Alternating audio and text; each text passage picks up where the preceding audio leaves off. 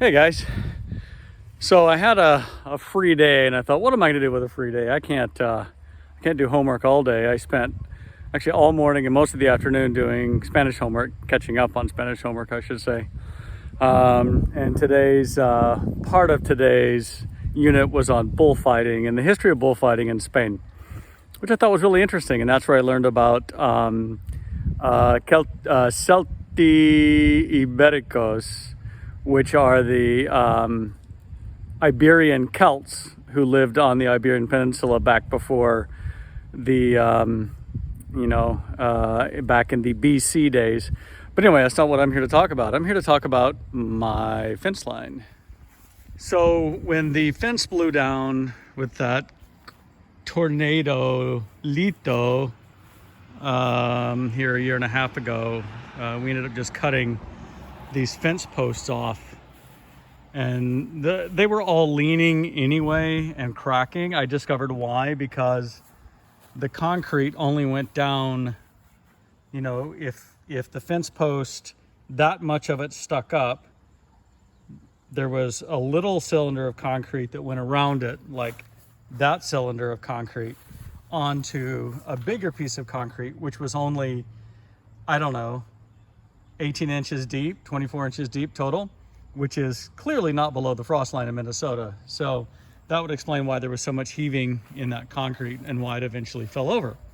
So I was out today and I thought, well, maybe I'll just, with Beth gone all day, I will come out and remove these individual fence sections, weed eat, and then maybe I'll try my hand at removing these dead teeth. It actually wasn't so bad. I was able to get down, get underneath it, and the worst part about it was this part went down into the dirt, so it was like a giant suction.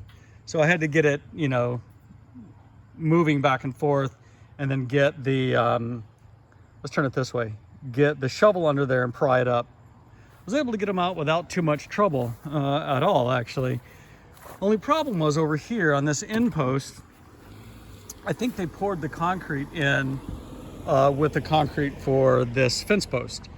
So what I did is I dug down, I broke out the concrete on just a couple sides so I could get that post out, and then I'm just going to rebury it.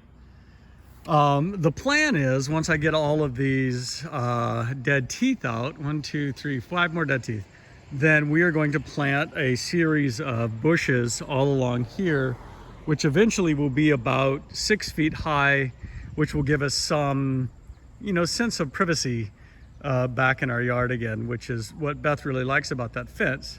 One of the other issues is that porch light shines into our window.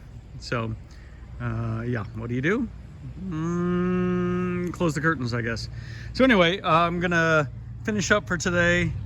And I'm going to take the rest of these dead teeth out tomorrow, and then maybe I'll do one more, I don't know, and then I will update you with how this all looks when I'm done. I think I'm going to just leave that dead tooth there because it's probably part and parcel with that, so maybe I'll just cut that one, dig down and cut that one off.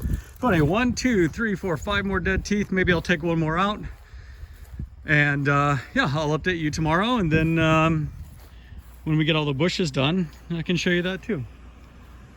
So that's my story in medias res, and I'm sticking to it. Hey guys, so I got all of the rotten teeth out.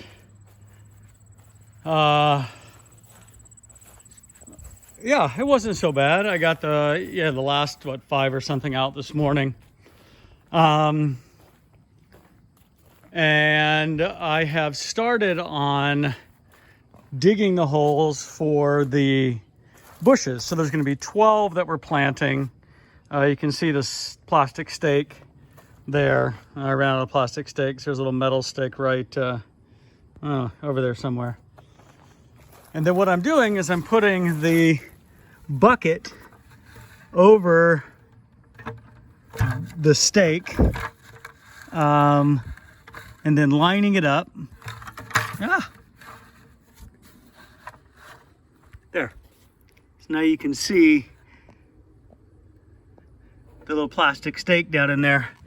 And then what I'm doing is I'm going around with my little hole digging shovel and making a circle and digging the turf up around the bucket. That way I've got my center point, take the stake out and dig a hole. So we've got 12 of them.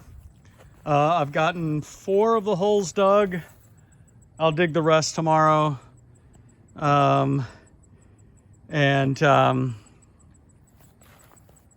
Yeah, and then we'll get the bushes in. So if I can attach a picture of what that's going to look like, I think it's in a PDF, so I'll see if I can get it saved as a JPEG. One interesting thing is there's one hole that I dug, this one down here. It was, you know, they were going as easy as the rest. And then you notice that one's quite a bit bigger.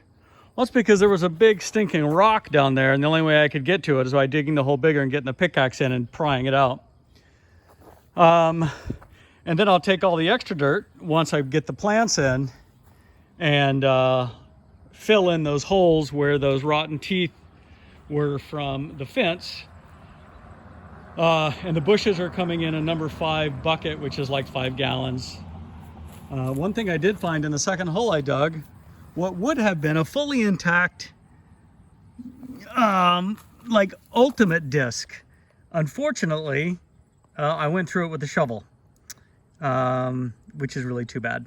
So anyway, that's my story for Sunday. Sticking to it.